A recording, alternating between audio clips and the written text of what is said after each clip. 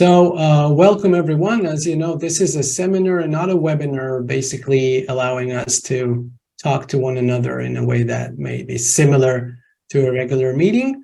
This is live streamed on Facebook, and we are hoping to get a wide impact and to have a discussion developed over this meeting. So the first part will include a talk or a lecture, and then we'll open it up for discussion. So hello and welcome to our seminar. This is the second meeting dedicated to responsible artificial intelligence in medicine. This series is hosted by the Bioethics and Law Center at the Faculty of Medicine in Tel Aviv University. My name is Oren Asman, and I'm the co-director of the center and will be moderating today's event. The Bioethics and Law Center promotes interprofessional collaboration in research and education in bioethics, health law, and medical humanities. We work to develop and support and strengthen ethics programs in preclinical studies and teaching hospitals. Taking a wider view, we encourage research on conceptual and normative questions that may inform policy, both locally and globally. And today's seminar is a prime example of such an issue. And I'm already eager to hear Vardit's talk about constructing an ethics framework for artificial intelligence in biomedical research. My warm thanks to Dr. Amir Tal, who coordinates this seminar, Professor Michael Bar-Ilan, our center's co-director, and all of you for joining us today. Now it's my pleasure to introduce today's speaker and not to take any more of her time. So Vardit Ravitsky is a full professor at the bioethics program in the University of Montreal and a senior lecturer on global health and social medicine at Harvard Medical School. She is past president of the International Association of Bioethics and the incoming president and CEO of the Hastings Center, among the most prestigious bioethics research institutes in the world. Ravitsky's research focuses on the ethics of genomics and reproduction, as well as on the use of AI in biomedical research. She published over 200 articles and commentaries on bioethical issues and has given over 300 talks worldwide, and we're very happy to have you here today with us. I may just add that Vardit is a member of our center's advisory board and is a strong supporter of our activities, and we're very much grateful for your continued support, Vardit. So Vardit, the floor is yours. You're welcome to share your screen and your insights. Thank you so much, Oren. Toda rabba. It's lovely to be with you. And I have to say, I miss being in a room, but the virtual format allows, I'm looking around the screen and I see from my mom to my Harvard students, which is really fantastic. Hi, Desi. So thank you again, Oren. I would like to use this opportunity to share with you exciting, innovative work that we're doing within our NIH project. And I have to say, it seems like AI is everywhere today. The other day, around the Shabbat dinner table, we have two teenagers at home, and we started talking about appropriate and less appropriate uses of ChatGPT for homework. And as we were exploring what they should and should not be allowed to do, I realized that families all over the world are probably having the same conversations with their teenagers and professors with their students all over the world. And I think the same is true for teams that do biomedical research. Everybody's wondering, how can we now harness the power of AI technologies that are becoming more and more user-friendly, more and more accessible, to enhance our understanding of biology and even our ability to deliver care effectively to patients. So the NIH realized that the future of biomedicine is tied to the ability to use AI responsibly, effectively, and they came up with this really innovative initiative. Oren, are my slides moving okay? An initiative called Bridge to AI, where the idea is not to necessarily find cures or interventions, but rather to create data sets that would be ready for research with artificial intelligence. I'm inviting you to go to the website to read much more, but I want to use this initiative as a way to discuss one particular research area or data type, which is the human voice. And through that example, to dig into what kinds of bioethical issues emerge when we try to do this, and give an example of the methodology that our team decided to use to explore these bioethical issues. So I'm going to talk about Bridge to AI in general, zoom into the voice project, zoom into the bioethical issues, and finally, how we plan to address them over the next 4 to 7 years. The issue of using AI effectively in research is tied to the issue of data. Because as you all know, to train algorithms, to do machine learning, you need a huge amount of samples or enormous data sets. And in order to train AI well, these data sets need to be standardized, high quality, and the NIH agrees, ethically resourced. Many of the data sets that are out there today that algorithms are being trained on do not respond to these criteria. So the NIH decided to invest all those millions of dollars to teach us how to create data sets that respond to all this, that are ethically and responsibly collected, that are diverse enough to not create bias in the algorithms, that are standardized, and that will be open access when they're prepared for any researcher around the world to use to ask their own research questions. So that is sort of the spirit of Bridge to AI. The goal is to propel biomedical and behavioral research forward by setting the stage for widespread use of AI. So what we're actually doing is creating flagship data sets. We're not pretending to build all of the data sets that biomedicine will need over the coming decades. The NIH chose 4 examples. I'll show you what they are in a minute, to demonstrate, to illustrate what AI-ready data should look like, while emphasizing ethical best practices, how to collect this data responsibly, and how to promote diversity in the teams that work to collect the data as one way to ensure that the data itself is diverse. So you can see that these new data sets are supposed to be standardized. They're supposed to be automated tools developed around them, cross-training materials to really create a good workforce to be able to use this data, and good dissemination of those products and best practices. Bottom line, it's all about sort of the next generation of data collection that is AI ready and ethically collected. The program has 3 pillars. It's all about the data, the ethics, and the people. And it's an experiment.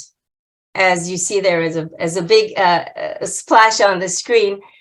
No one's ever done this before. No one has ever looked at how data is collected, at the process of data collection for AI at this level. And therefore, this is a fascinating experiment that is happening between the NIH and the investigators. The NIH created the framework, but we, the investigators, are telling them what is actually needed, and then they calibrate the way they fund this. So every year, we're kind of working on the plan for the next year. This is not one of those usual grants that you know what's happening. A lot of people have compared it to building a plane while you're flying in the air. It really feels that way. Because often we only understand the next step of the research when we've completed the current step.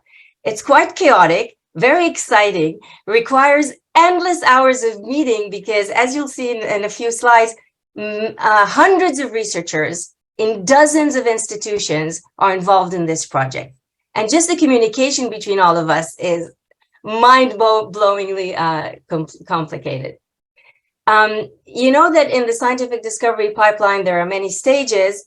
This slide is just to emphasize that this entire initiative is focused on data preparation and creating all the tools, the teams, the data, the skills, the standards in order to do the research later. So again, this is not a regular research project where you are asking a research question and looking for outcomes. This is all about preparing the data so that others in the future can have the basis, the foundation to ask their own research questions, which is why it's so important that this is all open access.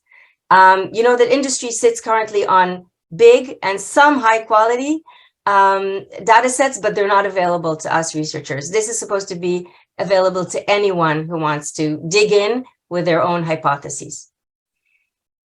So when the NIH called for applications, they didn't tell researchers what types of data to propose. They left it to the scientific community to come up with ideas.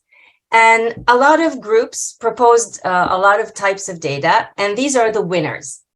In four, like in the Oscars, there are 4 categories, and in each one, one type of data won the grant. So for public health, we're looking at voice as a biomarker of human health. So we're actually collecting voice samples, recording individuals speaking, 30,000 samples, and we're collecting it in such a way that, as I said, will be ready for AI research. In the category of return to health, the selected data set was type 2 diabetes. The projects are so complex that if I talk about each one of them, we won't get to the ethics. So just at a very high level, there's another one that looks at how patient information is collected in ICU, many types of information, but how they can all be combined to increase our capabilities of diagnosis and risk prediction, for example, to decide how to triage patients in intensive care. And finally, functional genomics, which maps the architecture of human cells to better understand the connection between genotype and phenotype, not just you're at an increased risk for a disease because you have this mutation, but why? What happens at the level of the protein in the cell to cause disease? This is 3-dimensional mapping and temporal mapping of cells, extremely innovative. So these are the 4 data generation projects, DGPs, as we call them. The diabetes project, the critical care, the functional genomics, and the voice. And I want to, as I said, to zoom in to the voice project, not just because we are, our team is the ethics module, the ethics team on this project. We're actually the ethics team on the functional genomics project as well. So our team does the bioethics research for 2 of these 4 data generation projects. I want to zoom into voice because it's really innovative. Not a lot of people are aware of the fact that there's already an evidence base that links voice to a host of human diseases.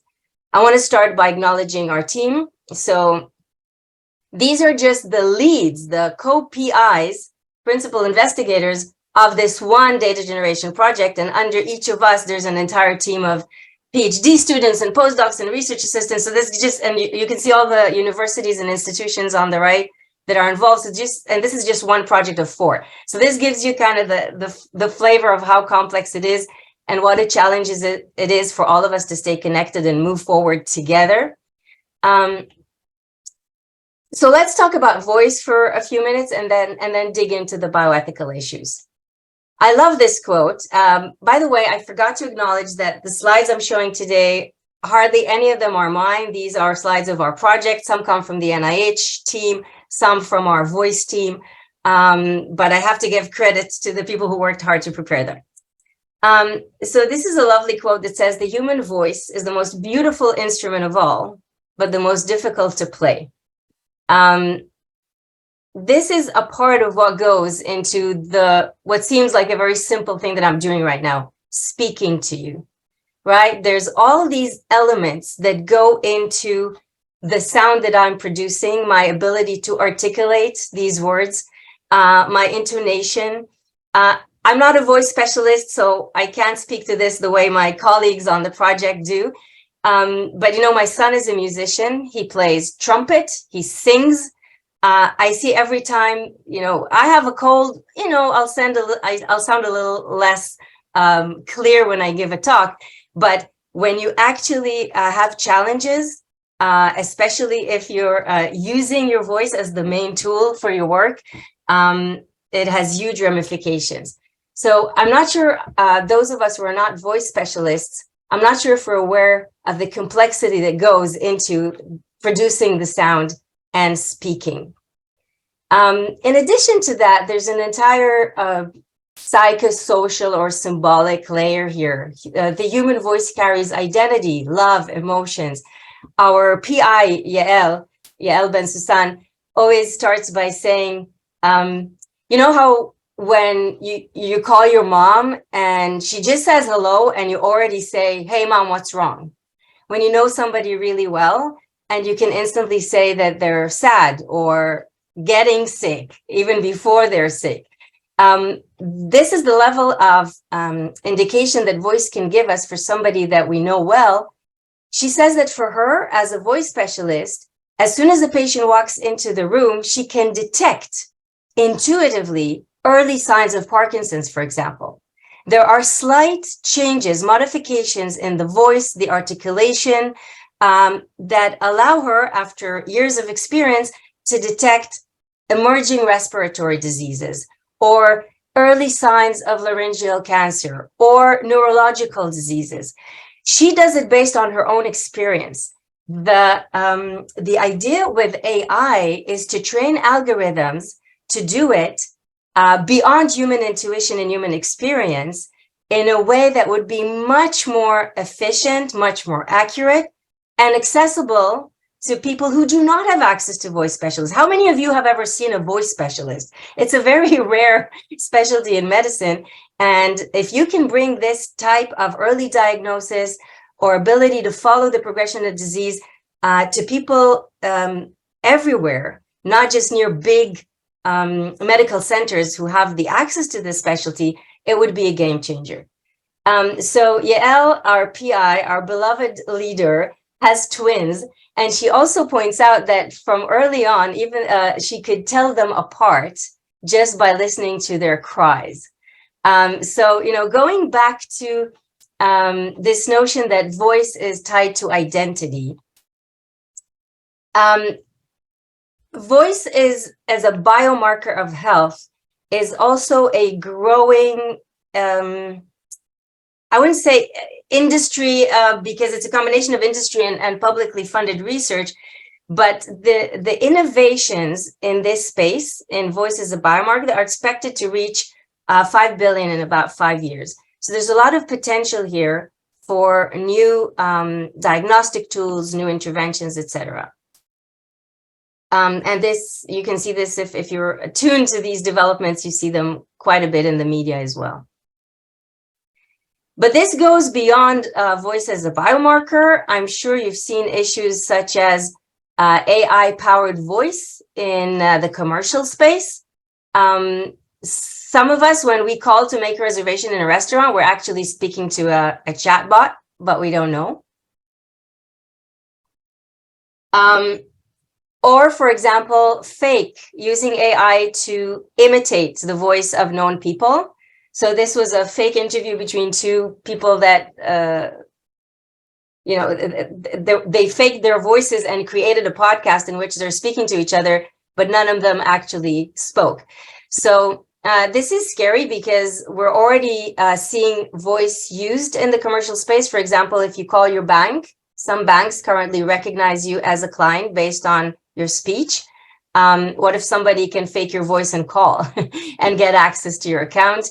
There have been concerns, many concerns about fraud online and by phone based on voice, AI-powered voice faking, if you will. So these are concerns that exist outside of the biomedical field. Back to our issue of using voice as a biomarker, there is currently emerging evidence that voice can be used in a host of categories. You can see anything from mood disorders to respiratory disease, neurological disorders. Why is industry so invested, and researchers like us, so invested in better using voice as a biomarker? So we started naming those elements. Think about it. Voice can be used, can be one of the cheapest things to collect. What we're doing in our study is developing an app that you can download on your phone and record yourself at home in a quiet room and just send the voice sample to your doctor for diagnosis or follow-up of disease progression. Just imagine that. Okay, not everybody has cell phones, not everybody knows how to use them, but overall, it is one of the cheapest, non-invasive, safe to collect biomarkers that you can think of. Compare that to an X-ray or a blood draw. So this can actually be done in any low resource setting, which can make it a very effective public health tool. It can allow treatment monitoring for drug development. So imagine that you're a pharmaceutical company developing a new drug for Parkinson's, and you want to follow up on patients as they take your drug often over a long period of time. Imagine doing this by research participants just sending in their voice samples rather than coming in for follow-up. So the potential for drug development is quite mind-blowing. And also just patient monitoring from afar. So imagine you have a chronic disease and your provider can follow up on disease progression just by listening to your voice or even to your voice recordings. This is an amazing tool for telehealth and for mental health services because speech is so linked to depression, to other mental conditions. It can really be used effectively for diagnosis, assessment of risk. For example, there are phone lines for suicide prevention that are now beginning to think about integrating AI in order to assess the level of risk of those who call in. And if this is actually more reliable than human, intuitive assessment of level of risk, again, it can be a game changer and who gets access faster to preventive services. So just touching on the variety of uses and potentials that voice as a biomarker has, and that is why the investment in this field is so big. So we see this emerging evidence everywhere. Many papers published all the time about how voice can be used with research fueled by artificial intelligence to accomplish all these objectives. And at the same time, our colleagues who are actually voice specialists tell us that when they meet a patient, what can they give them now? A piece of paper, like a form and a pen, and ask them to follow up by hand the voice changes that they can that they feel on themselves. So there's this huge gap between this high-tech AI-powered research that is happening in the background and what patients are actually offered today, which is the lowest tech intervention you can imagine of just, oh, if you feel some changes in your voice, write it down on a piece of paper and bring it back next time you see me. So there's this enormous gap. Why is that? First of all, researchers are working in silos. Those working on laryngeal disorders, on neurological disease, on mood disorders, they work in disconnect. They don't all collaborate to understand the relationship of a voice as a biomarker to these various types of conditions. There are also enormous challenges in how AI research is blocked, or the barriers that it faces today because of the kinds of data that we have. So the data sets we have today, and by data set, I mean just collections of voice recordings, okay? The data sets are small. They're not diverse enough.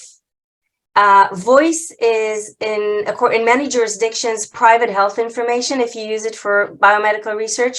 So there are issues in accessing it and sharing it. There are no standards for acoustic quality. If you want to train an algorithm and some of your samples are high quality and others are not, you're confusing your machine learning.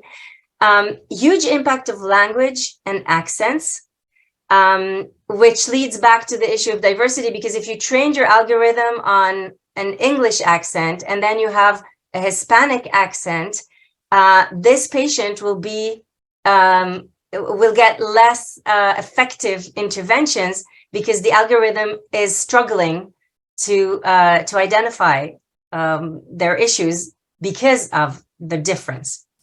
As I said, there's a disconnect between technology and clinical practice. There's no infrastructure for building large databases. All of this creates this shackle that you see and slows down AI-powered research. And these are the issues that the Bridge to AI is meant to solve. Each one of these boxes is supposed to get an answer through our project. We aim to build an ethically sourced, diverse, and AI-ready database of 30,000 human voices linked to health information from 5 categories of diseases. I'll mention these diseases because it really shows, again, the huge potential of this project.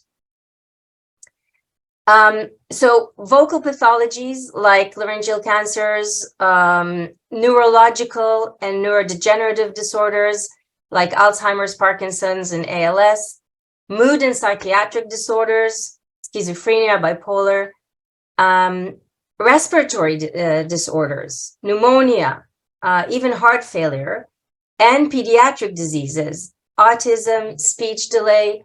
So you can just get a sense of the richness, the broad spectrum of conditions that researchers believe can all be detected earlier, followed up, drug development assisted, and potential interventions offered based on voice. And again, if you look at these diseases in silos, you're missing an incredible research opportunity.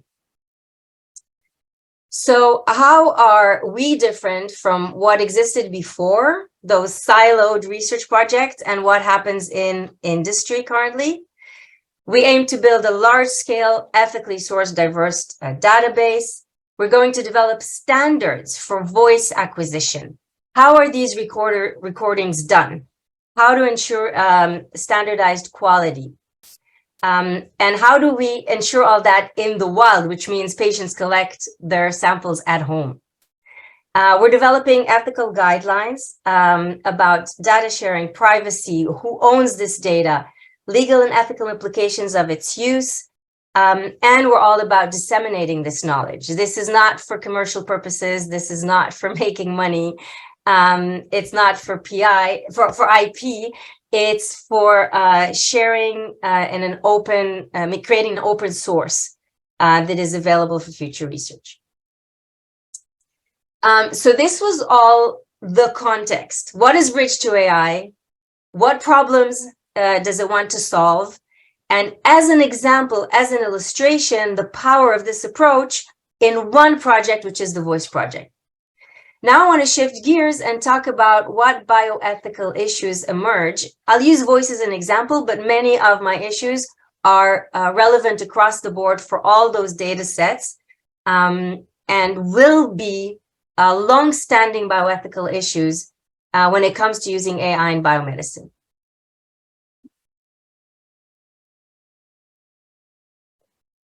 The first example is diversity and bias. And Oren, I'm sure that other speakers have and will talk about this issue because it's, of course, one of the most prominent ethical issues in using AI in biomedicine.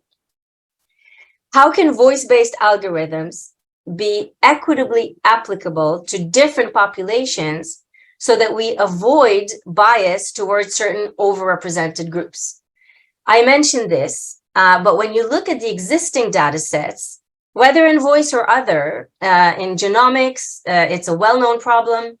We see an overrepresentation of white populations, of European people from European descent, of males, of people from higher socioeconomic backgrounds who have better access to participation in health.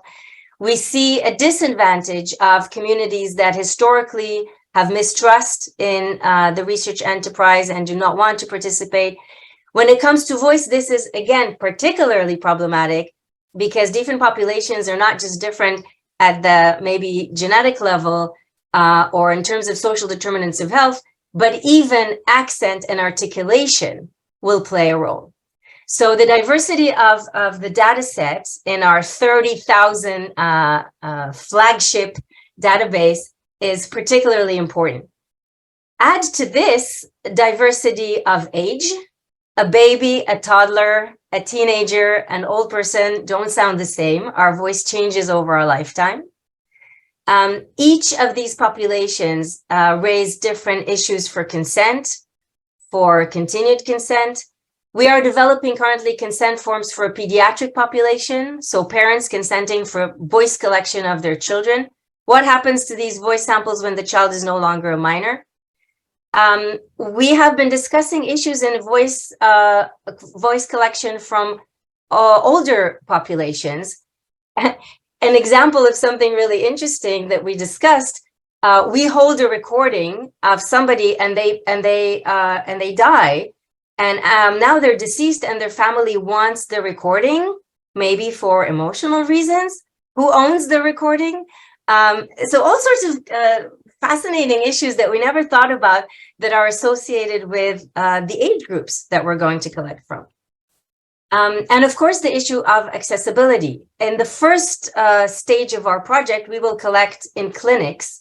So this is very limiting. Most of our participants will live near big medical centers. By year 4, we hope that our app, our smartphone app, will work and we can collect from anywhere in the world, which really opens up the issue of diversity, also in terms of socioeconomic and geographic distribution.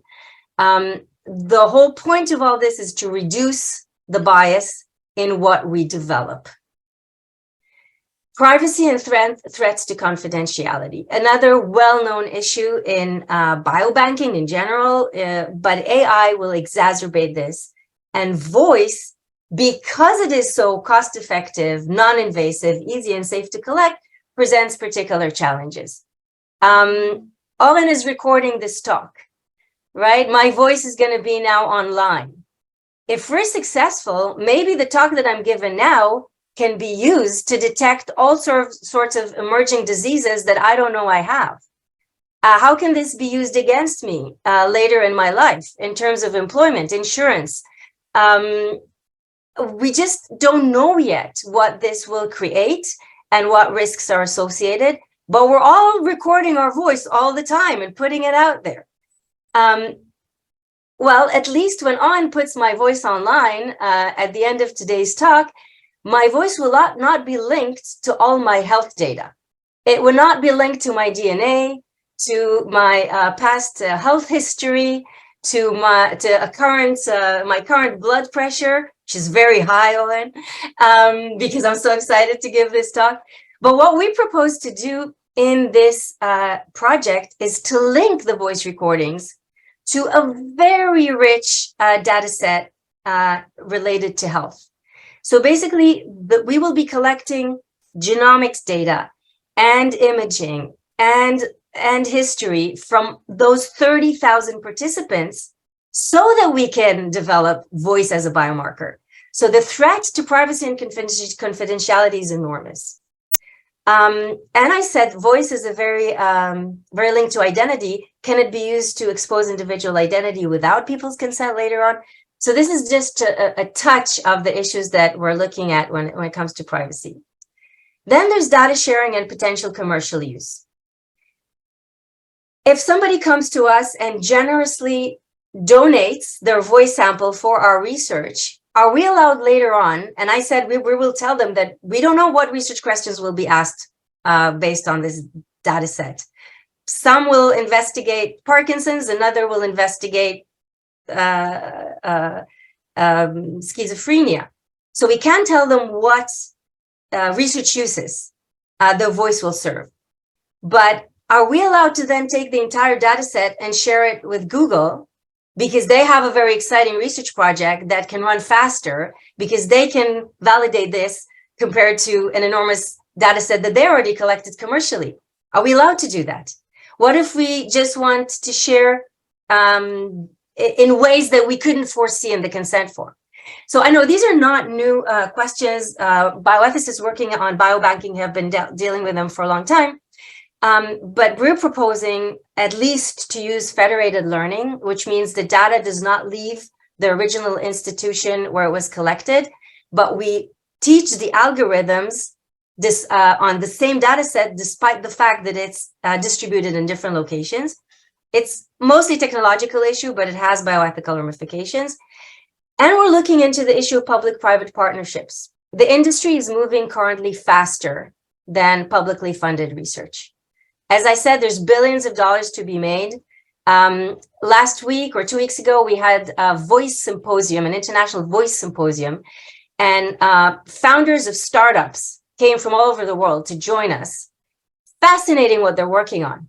And they're moving fast because they have investors and they want outcomes. They don't have like the public funding that we have. We can do things a little slower, pay a lot of attention to ethics and responsibility and all these issues.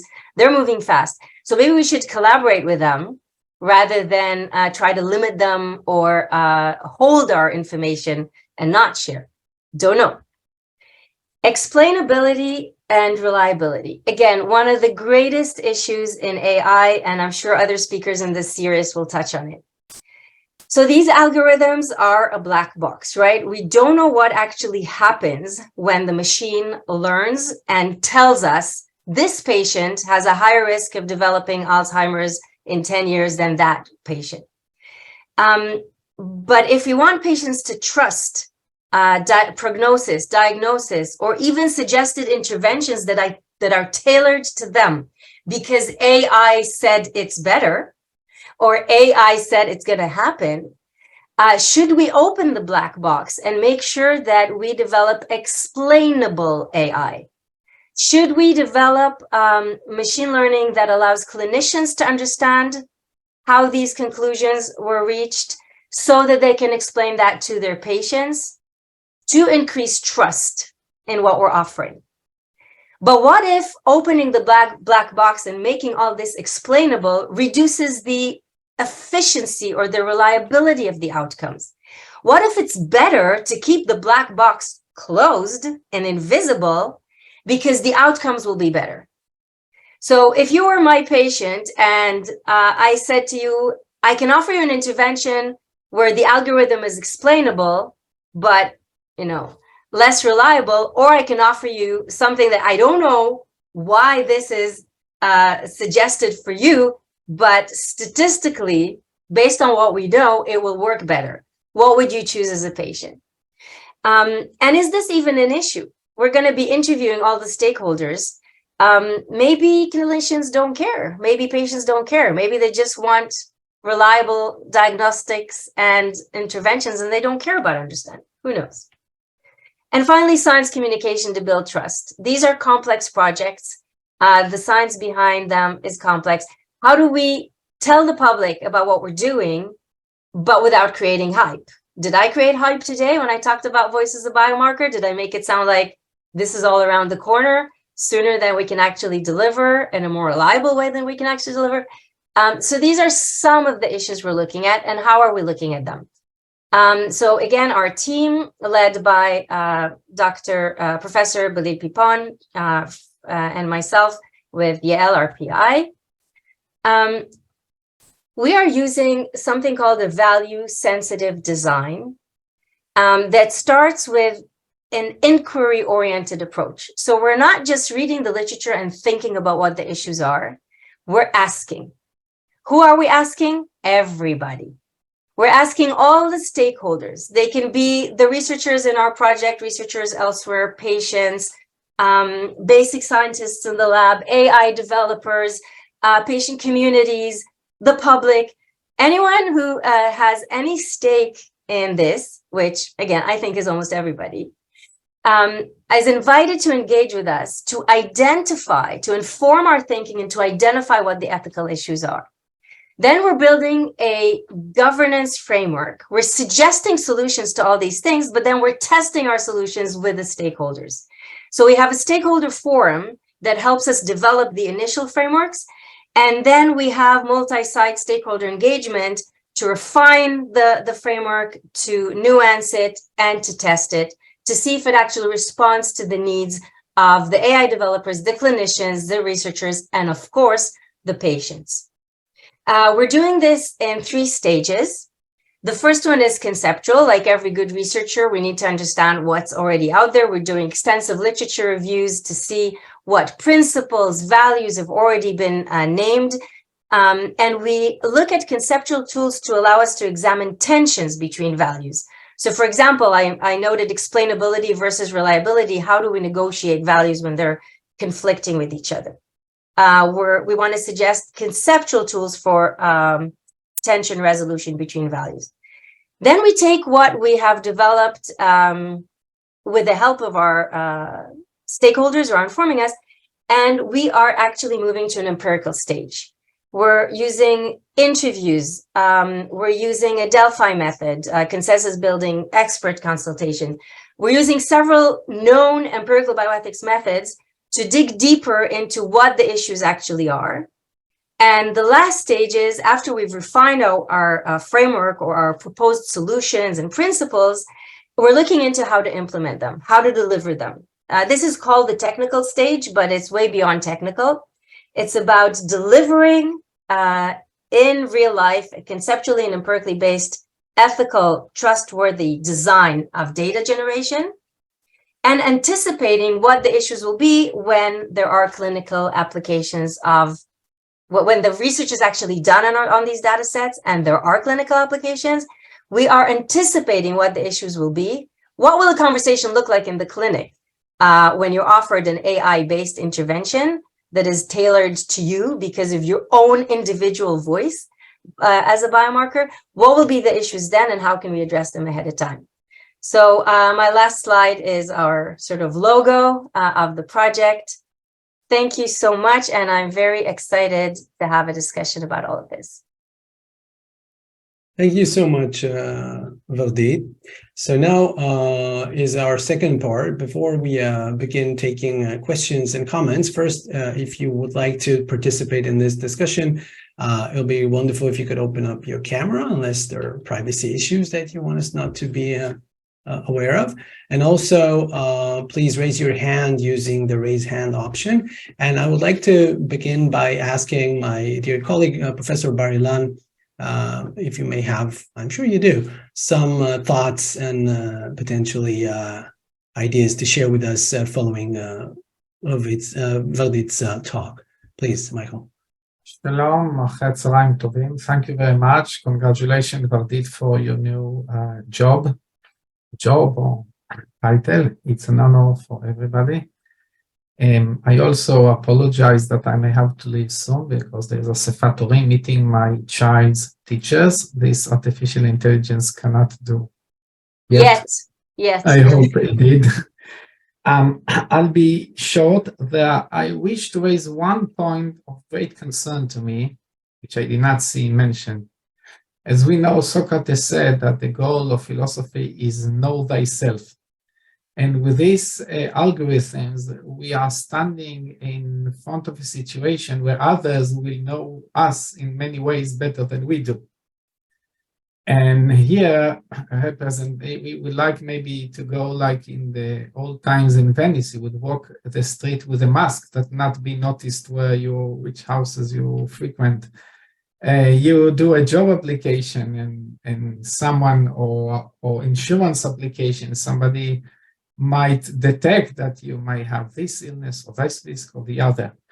Even if this use might be regulated, at least legally, the greater risk will come by bypassing this regulation. So companies, whoever may employ algorithms that would allegedly tell that you may have cancer and you are not reliable and you're a liar, and they are as good as astrology, and nobody would know. And the third point related to it that I wish to raise today is even if we have reliable systems, you can easily bypass them, because you don't need to ask the AI whether who among the candidates is harboring cancer and is not worth investing money in. You can only ask who is more likely to stay longer on the job. So by this ultimate goal, you bypass the health sensitive issue. And the availability of these very wide prediction tools, whether it's dementia, but other things, the possibility of charlatanism or not well-checked applications in the periphery, and the possibility to bypass sensitive issues like genetics by indirect ways of prying the AI is something I will be happy to hear your thoughts about. Wow. Ichel, you're asking a very fundamental question that applies beyond voice, of course. Anybody can pick up a hair you left behind, send it to 23andMe, and know things about you that maybe you don't know yet because you haven't done that. Yes, but voice and also picture is not a hair falling. You can record my voice now, and I don't believe you are not even in Israel at this moment. So it's very widely valuable. And about the hair, so far we know that you can check for DNA, but it's very difficult to tell what kind of voice is more dynamic, what kind of answers application of AI on voice might bring, what kind of questions. It's quite open. It leads to character, it leads to aspects that are much broader than what we usually seek in hair samples or genetic samples. True. So as I noted, some of the issues are shared across other types of biomarkers, and some are unique to voice, and they actually, it's a paradox.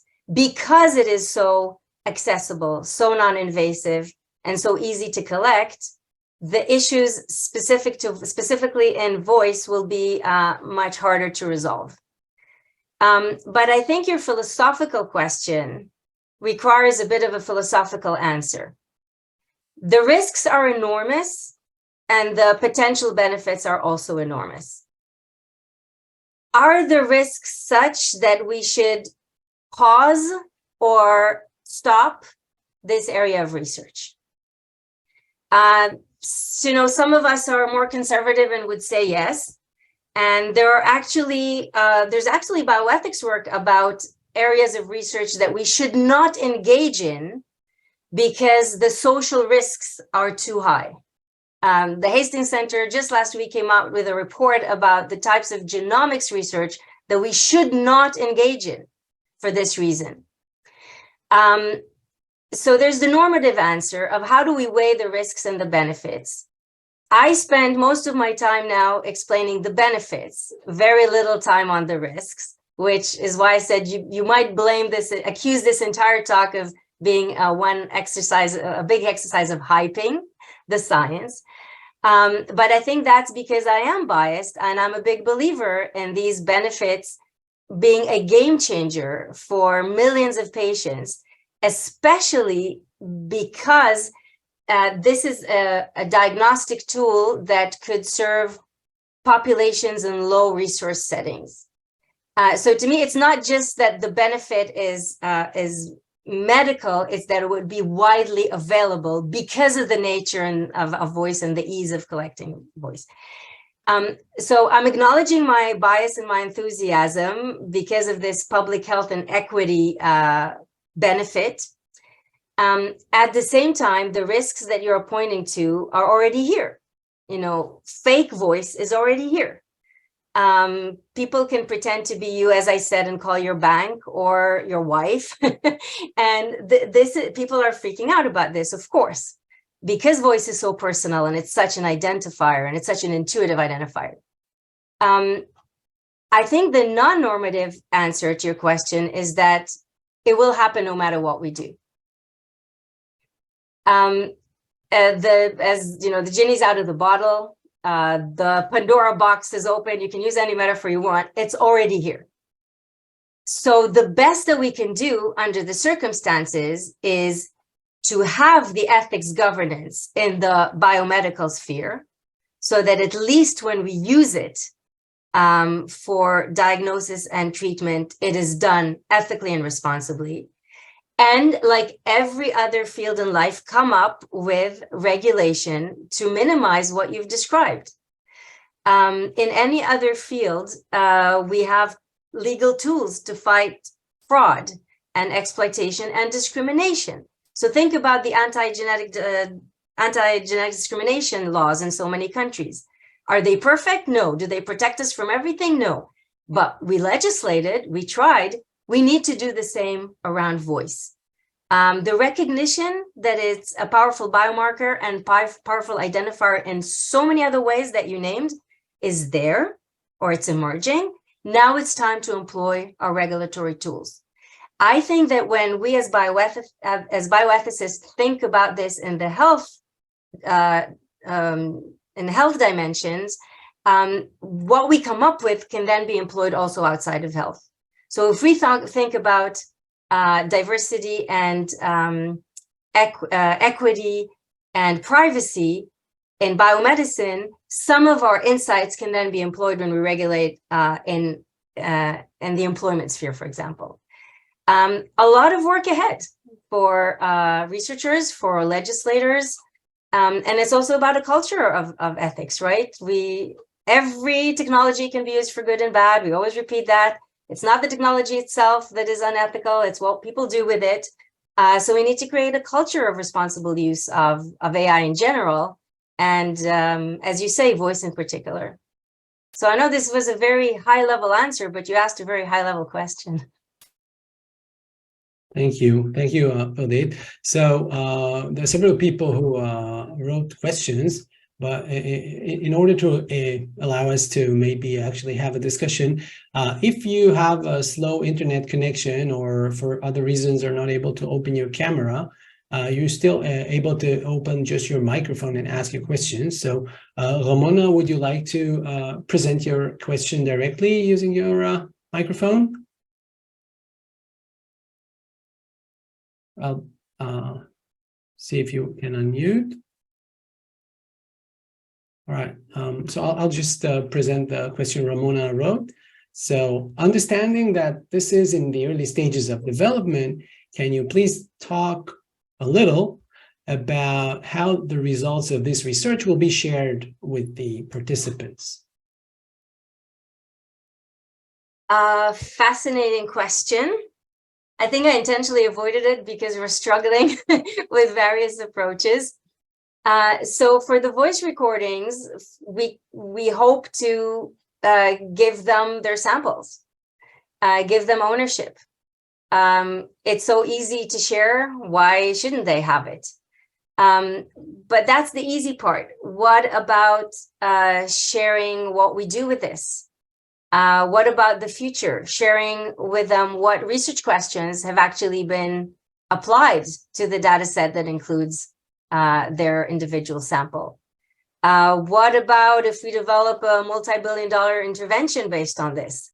Back to the issue of HeLa cells, and do they stand to gain anything from their participation? We told them no, but will they be upset later on when they know what came of this? Even though nothing was promised now. These are all, again, questions that any data set is worried about. And we're asking ourselves this. We hope, of course, to return to our participants with updates about what we're doing. But here, this is particularly challenging because, as I said a million times, this is a data generation project. We are not the ones conducting the research. We're creating a foundation. What will be done with it over the next 5, 10, 20 years? We have no idea. And maybe some of the questions that will be asked of this data, we can't even imagine now. And therefore, of course, we cannot imagine their implications. So what are we promising our participants in terms of reciprocity? We will get back to you. We will update you. How far can we go with this? There's, like in every research participation, we don't promise benefits. But if we start detecting things, do we get back to them with clinically useful information? Probably yes. 30,000 people. Do we have the resources to do this properly? Probably no. Very, very complex. We're aware of the ethical dimensions of getting back to participants, but it goes way beyond giving them a copy of their voice recording so that they have it. It's extremely broad and longitudinal and rich. And because this is focused on data generation, I'm not sure we can go very far with what participants will get back. Thank you. Also, as we're focusing on diversity, when you ask a question, it will be useful if you share at least which country you're from. So thank you, Ramona. You may write to us where you're from if you want. Damilare, we had you in the last meeting. Can you open up your microphone? You had some things to share with us. I'll ask you to unmute. All right, thank you very much. Apologies, not quite in a place to show my face. I hope that is okay. Sure, we hear you well. Okay, yeah, quite an insightful and exciting presentation. As a medical lawyer here in Nigeria, always looking forward to hearing the compliance side of this. I mean, it's quite exciting that AI is going to change so many things in the health sector, and but can be troubling as well. So I was looking at, finding answers to the potential issues that were raised during the presentation. How exactly can we ensure that the issues of the bioethical issues, ethical issues will be protected? Patients' consent.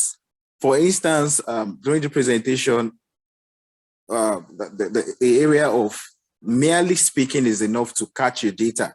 For instance, as I'm talking like this, could be enough for research work. How do we protect, in reality, all these issues so that the issue of privacy is guaranteed and it doesn't affect the future of AI as a whole? And who, in the end, at the end of this, will be responsible if, for instance, because AI is simply saying machine is doing the thing, can you sue a machine? Who will be responsible for whatever work is done at the end of the day? So I would like to hear views on that. How do we really, how do we address these issues legally? And how do we protect the eventualities that happen at the end of the day? I hope my question is straightforward. It's clear and straightforward, but extremely challenging, and again, very high level. So in terms of our project, we're working hard for the consent to be comprehensive, for people to understand what is the purpose of the recording and what will happen with their sample. But you're right that the issue of we get a recording for one purpose and then it's used for other purposes is always there. Even if we don't share the data with commercial entities, can there be data breaches? We see these things all the time. All the issues that you raised are particularly important because of something that you yourself said. How do we protect the future of AI? Because if we lose trust, the trust of the public in this tool, then our research is useless. And trust is in many levels. Is a patient trusting a clinical recommendation based on an algorithm because society learned that AI-powered research in biomedicine leads to better outcomes? That's one level of trust. But another level of trust is what came up from Yechia's question and your question. Do we as a society trust that the benefits from all these developments outweigh the risks to us as individuals, as citizens. So if we fail in protecting privacy and medical confidentiality, and if we get to a state where voice as a biomarker is used against individuals, as the example was given in employment, or just in social life, if we get to that point and there's a social backlash against those AI-based developments, legislation may just put a stop to these developments, ban them. So I think there's a real trust here. I repeated the term a lot because it's the foundation of everything that we're doing within biomedicine and outside of it. Why do you trust healthcare right now? Because it delivers. Will this deliver? Yes, hopefully, potentially, but at what cost, right? So I go back to regulation, governance. At first, it might be governance that professional societies impose upon themselves. And then it may gradually translate into policy, into actual public policy. But it will take time to develop it in a way that is nuanced enough to address these complexities that we talked about. And that's exactly what we're working on. When I said we're developing a governance framework informed by all the stakeholders, we're talking to the AI developers to understand maybe our solution is just not possible technically. We're talking to the clinicians to understand when they will have these conversations, what will they need? What tools will they need to deliver this? We're talking to patients to see what they care about. Maybe we have big concerns in bioethicists, but they just don't care. So that's why we're not trying to imagine ourselves what the issues look like. We're talking to everybody in order to create exactly what you said, the solutions, the principles, and the real life regulation that can help us at least mitigate all these risks. I love that my talk was about the benefits and all the questions are about the risks. You're putting me back in my black box and reminding me that things are not so simple. I never thought they were simple. But the solution will, the socially responsible solutions will emerge gradually from projects such as this. Thank you, Vardit. Desi, please.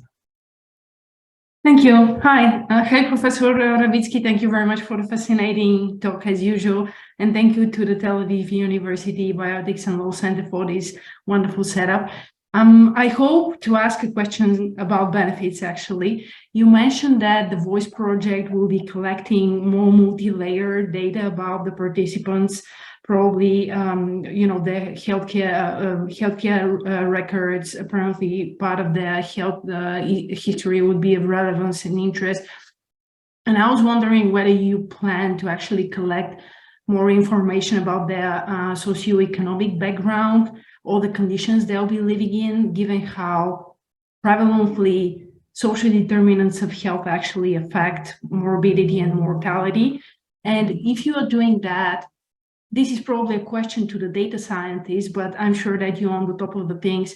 If you're doing that, if you're collecting also this additional data, have you thought about ways to manage it so that it is representative, but it's collected and managed in a still privacy-preserving ways, or more privacy-preserving ways than what the data as such would represent, because it could reveal actually a lot.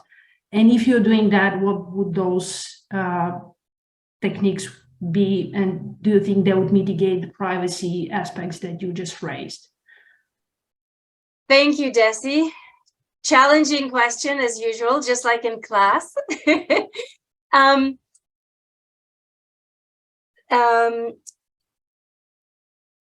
So I spoke about the ethics module of our project. There's also a data acquisition module that looks at who are we collecting from and how we collect, and a standards module that asks the question of how to standardize these samples so that the data set is ready for machine learning, right? Because if it's not standardized, we're losing a huge edge of AI. So to answer the technical aspects of your question, We are linking to health records. We are collecting genomics information. We're doing our best to make sure it's diverse.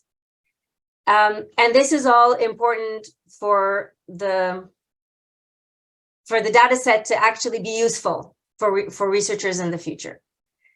At the same time, because we're linking all these sets of information, as you pointed out, it will be the potential for misuse and harm is enormous. So what are we doing? So as I pointed out, at least at first, federated learning, so the samples stay where they are, they're not traveling. We need to build mechanisms for linking, but also delinking. So within this data set, all the information about you, your voice recording, and everything about your health will be connected, but we need mechanisms to then also disconnect your voice from this rich medical information. Yeah, these are all technical issues that I can't describe the solutions to, but at least I can say we're aware of it. And sorry, I forgot the last element of your question. You said, how do you protect privacy and? Do you expect that the technique, I mean, you're probably designing at ethical level techniques that will be mitigating the concerns around having so much enriched data available to you. I think you just said that essentially that you'll be doing that, but do you also expect that this may actually weigh in and kind of mitigate some of the more general concerns around privacy, but also cybersecurity? Essentially, are you going to be using data science and technical fix to try to address the ethical issues in this specific way? Yes, of course. There's also a tools module. I'm getting the opportunity to talk about how those data generation projects are constructed. There's a tool module that, beyond developing the app for the smartphone for the recording, looks at all these issues of, an AI-ready data set is beyond how do we collect the data. It's how do we secure the data. And there's an ethical tension here. You want the most information about every individual so that you can develop voice as a biomarker, but the more you collect, the more you expose this individual to societal potential harm unintentionally. So that's why these projects are so big and require so many participants, because as a bioethicist, I can't tell you how the data acquisition and tool scientists are building these mechanisms. I can just tell them what their societal risks are based on our experience with other data sets so that they can address them. So this is you're just giving me an opportunity to highlight the interdisciplinary nature of this project, because we tell each other across the modules what the problems are, and then we use our own specific expertise to come up with solutions. In the genomics problem recently, one of the basic scientists reached out to us and said, AI is now allowing me to fabricate data in a way that raises ethical issues, but I'm not sure what they are. You tell me, and then I will go back to the drawing board and see how I can use AI in a way that reduces the chance of misuse and data fabrication. So just an example of how we speak across the modules within the project to help each other identify the issues and the solutions. But this requires this kind of collaboration. I can't come up with the problems if I just sit in my office as a bioethicist and read the literature. I need to talk to the people on the ground, and the people on the ground sit in very different contexts. Thank you. I mean, and I think this brings another interesting point up, that bioethicists would also need to almost become data scientists to a certain extent, or get very good understanding of AI development in order to be able to understand how specific techniques actually tip the balance, whether it is beneficial in terms of benefit risk, and whether it meets and addresses various other concerns, privacy, cybersecurity, so that the entire framework is ethically sound. So we kind of are wearing more than one hat, I guess, at a certain point. I'll answer jokingly that we've known for decades that bioethicists have to be everything. They have to be conceptual and empirical and anthropologists and clinicians, and now they have to be AI developers. We have to be everything to do our job well, and we can't, which is why we have to work in teams. Thank you. Doreen, please. Hi, Doreen from Israel. I wanted to say that, at least first, thank you for a fascinating presentation. From my perspective in the field, that most companies, when they produce AI products for medicine, for med sector, they go to hospitals, at least in Israel, and license the data. So usually the market is based on money. They don't really give it for free, and there is several ways to do it by joint ventures or licensing.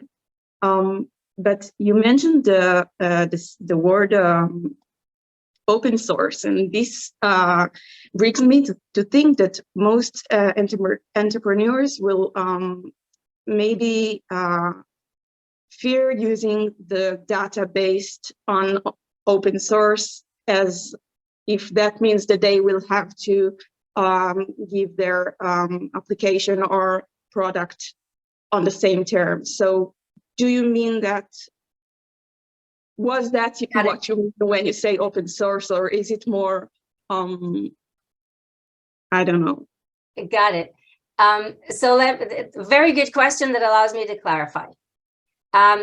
If we are successful, by the end of the project, we will have a flagship, amazing data set of 30 samples, high quality, completely standardized, and attached to rich health data for researchers to jump into and explore any aspect of biomarkers for any disease, right? So it sounds amazing. But when I say open source, what do I mean? I mean this will be, because it was publicly funded by the NIH, any researcher will be able to apply for permission to have access to it, okay? So part of the governance framework that we're developing is standards for who should get permission. So you will have to show us that you're a researcher, tell us where you work. Are you working in a public institution? Are you working for a private company? What will be your research question? Is it a responsible question? Does it have scientific utility? Will the outcomes of your research be equitable? Will it not suffer from bias? So we are developing the set of questions that you will be asked when you apply for permission to use this data set for your question. Now you've developed something out of it. Does that mean that what you developed has to be open source? This is the next generation question. I really don't know the answer yet. I think if the answer is yes, it will really limit, as you pointed out, who will want to use it and how. Even if the researchers using it are publicly funded researchers, often from the emerging evidence, they want to, create a startup. They want to implement commercially. So we are at the point of who gets permission to use the data. And the bioethics question 2.0 will be what happens to what they create with the data. But it's a little early for that, so I don't have an answer to the first one either. We're working on it, but we haven't fully started to think about the second one. Thank you. Adeola from Nigeria, you had a question. I think it's a research-related question. Would you like to share this with us?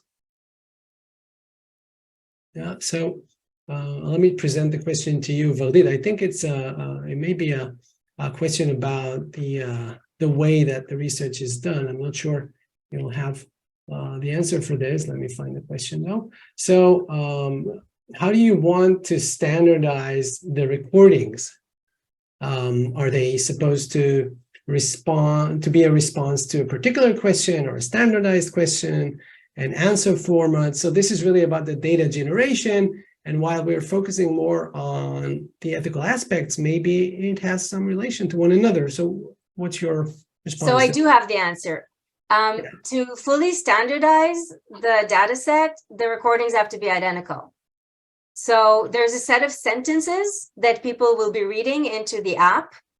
And it's just fascinating. Think about a 10-year-old reading the sentences versus an 89-year-old with cognitive decline reading those sentences, right? Just imagine the difference that would emerge. The recordings themselves will be standardized.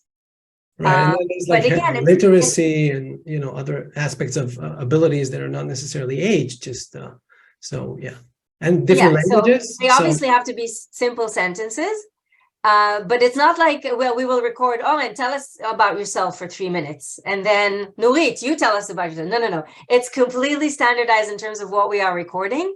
Wait. So Vardit, let me barge in. So, well, if you want 30,000 people who are representative of different cultures, different countries, and so on. Now, I'm not sure. Let's just take Israel for an example, a small country of less than 10 million people. Some people have less of a good command in English than others. This would be one limit. There are other aspects. So, I mean, it sounds like a big challenge, actually, just to gather the information. I mean, that in itself is a huge challenge. Thank you for acknowledging the complexity of what we're trying to do, even at this very basic level of collecting the data technically. So we are approached by collaborators. For example, somebody from Colombia said, hey, let's use this platform that you're creating to collect in our local language, or even dialects. But of course, as you go into more languages, the data set becomes smaller unless you have the same kind of funding. Yes, accents, languages, level of education, these are all challenges. And when we say diversity, it's way beyond age and ethnicity. In voice, it's related to all these things that you don't have in blood and X-rays, right? So we are paying attention to all that. And sorry, I was about to use your question to talk about diversity in terms of, okay, I forgot the point that I wanted to make. It was really good, and I hope it'll come back to me. Yeah. Okay. Yes, Amir, you want to say something? Yeah. First of all, thanks indeed. Like really an amazing lecture and amazing work, really. I was wondering if you collect one sample of the voice, like, is it like one sample of each individual or several recording? I'm not sure exactly, but I'm sure it's more than one because, of course, you want to calibrate and validate. So I don't remember how many. Right. Just like, for example, if we talked about Israel, I don't know, somebody is recording their voice, state of mind of someone who's getting missiles across their heads or whatever, just for example. So in that sense, like how do you clear it, or, I guess you understand. So again, this issue of standardizing is very complex because I remember discussions about recording people in the morning versus at the end of the day. When you're tired, you're less articulate. I'm not a morning person. In the morning, I probably sound like other people sound at night. So it's not just time of day and age. It's also individual. So the standardizing encompasses many dimensions. And I think what I wanted to say about your challenge about language and accent and level of education is that if you're looking at the pediatric population that we're including, you're collecting cries and you're collecting cough and things that are voice but are not speech.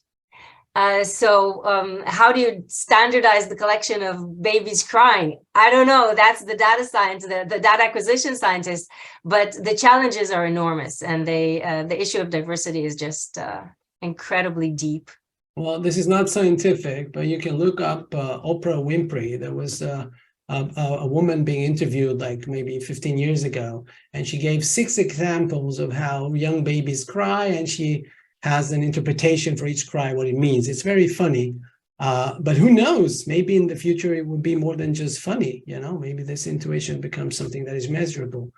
Any more questions around here from our audience? So using my my microphone for now until you have more questions. I'm thinking when I was listening to your talk, Vardit, so we're discussing a lot of practical ethics now, like a lot of how do we do it, how do we deal with things that are happening. So really on the level of implementation and how do we make it ethical. So in a way, some claim that we haven't started with the deep normative questions. We're running directly to discussing specific issues. Now, in a way, listening to you presenting your project, I thought you were trying to do both things, but in a way, you start with what people already said about, let's talk about bias, let's talk about diversity, let's talk about privacy, and so on. Like the main issues that are mentioned in many of the texts, the later texts, and trying to create guidelines and so on, and start from there in a way and see how we can deal with them.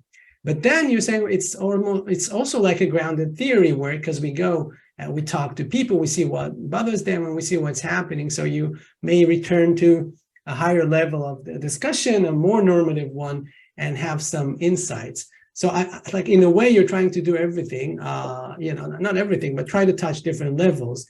And just showing that the complexities of doing the practical ethics related work. It seems that maybe one cannot do all the levels in the same depth of work. I'm sharing my thoughts. It's really not exactly a question.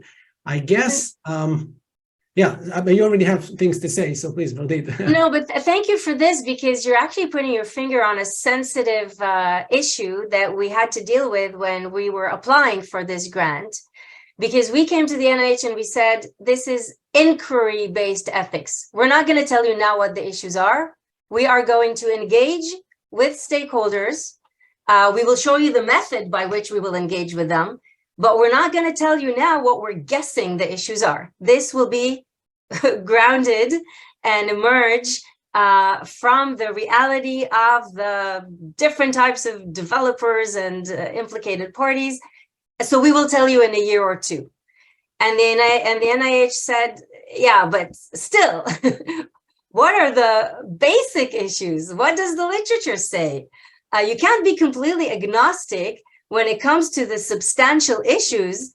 We want a flavor, at least examples of what might come up. And we tried to be sort of loyal to our methodology and say, well, this is research. We don't know what the issues are until we do the research. But of course, we found a middle ground, and we wrote up based on our knowledge of the literature and based on normative analysis and by analogy to other fields in bioethics, of course, like biobanking, what issues we predict will be very salient, insisting that this is not a full picture and there might be other things that we just cannot think about ourselves. And we're seeing those things beginning to come to us now, which is really exciting because, literature reviews are great, but you're kind of replicating what other people's thought about. This is innovative research. We expect also innovative bioethics to be done. So this is a negotiation, exactly as you said, between the normative conceptual foundation of what the basic issues are and remaining open-minded to actually listen to the concerns as they are formulated through the work on this data acquisition. So it's both. You're right. It's both. But we're very, very married to this notion of inquiry-driven bioethics and not thinking now that we have the full picture, because we don't. Thank you. Any more questions, people? So, Nurit, is there something you wanted to say? Yeah. I'm opening it. Just unmute. Damilare has his hand up. Oh, yeah. That I can see. So Damilare, please. Nurit, you wanted to say something? Please, I'm sorry. You said it for me, so I'm just fascinated by your speech, and I'm very happy to see you about this. Nice to see you. Damilare, please. Thank you. Just unmute. Yeah. Oh, okay. I hope I'm audible. Yeah. Okay, thank you. So it just came to my mind talking about diversity. So I noticed that there are about just 2 of us from Nigeria here, probably in Africa. So and this is a global issue. How is the research? I mean, is there a place for Africa in this research? Because it's a global issue. And what is being done to ensure that it covers every continent? Thank you so much for this question. So we are not pretending that at this preliminary stage, we can actually cover the diversity of human voices. This would require all continents and all languages and all dialects, and each one with enough representation to train algorithms. So this will probably take many years. But, and thank you for this question at this point in time, because this allows me to say sort of concluding words about the project. The point of the NIH pouring millions of dollars into this is not to create a data set of 30,000 voices. That's just a tool. It's to teach us how to do this. So we are constantly studying the process by which we're creating these data sets. What do we need to standardize? What tools do we need to develop? What ethical principles should guide this whole effort? And this is like a skeleton. We think of it as a skeleton. Voice is one type of flesh that you put on the skeleton, but the skeleton can then be applied anywhere for any type of data. So the idea is that we will deliver through this 4-year effort a platform, a structure, a framework for how to do this responsibly. And then this will really be open source. Anybody can copy it when they go to Nigeria, to Iceland, to Spain, to Australia, to collect data on Parkinson's, Alzheimer's, cancer. So regardless of the location, regardless of the population, regardless of the disease or the AI algorithm, we want to develop the way, how to do it well and how to do it ethically. So again, those 4 projects are just almost random examples of data that can be collected. The NIH could have picked others. They picked ones that they thought would be exciting and innovative and also useful. But the notion is to create this framework so that others can come and pour into it their locations and their research interests, so that what we're building now will actually be useful for many years to come as a way to collect AI-ready, ethically sourced data. And that is my concluding sentence. Thank you very much, Vardit. So I think maybe with this, I will tell you that I'm thinking that the next types of writing that we may see more of is coming back to books like Brave New World, but maybe discussing this new reality where the concept of living in the world, the concept of privacy, of relationship, of communication might be different. It has a lot of interesting implications of how we view ourselves as human beings, as a society, how we view relationship. And I think it's something to consider already right now. So you may have been joking about the concept of being a bit paranoid about what it may mean, but I'm not only thinking about being afraid of it. It's a question about how would our future look like? How would our children's future look like? And I think that's something for philosophers, for novelists, for psychologists and others to start, to continue thinking about. And I'm looking forward to maybe writing, but I'm sure reading about these kind of things. I think it's whatever we thought of as novels and as fiction seems to be closer today than it was before. So with that, I want to thank you, Vardit, and I want to thank all of you from different countries in the world for joining us today. And I want to tell you that our next meeting of this seminar will be in exactly 2 weeks from now on May 16th. So we're going to hear Dr. Andreas Reyes from the Division of the Chief Scientist of the World Health Organization and it's going to be focusing again on ethics and governance of AI for health, the guidance of the World Health Organization. Thank you, everyone. Thank you for joining us, and I hope to see you on our next event. And if you haven't registered yet, you're welcome to do that on our website. Thank you so much, and see you.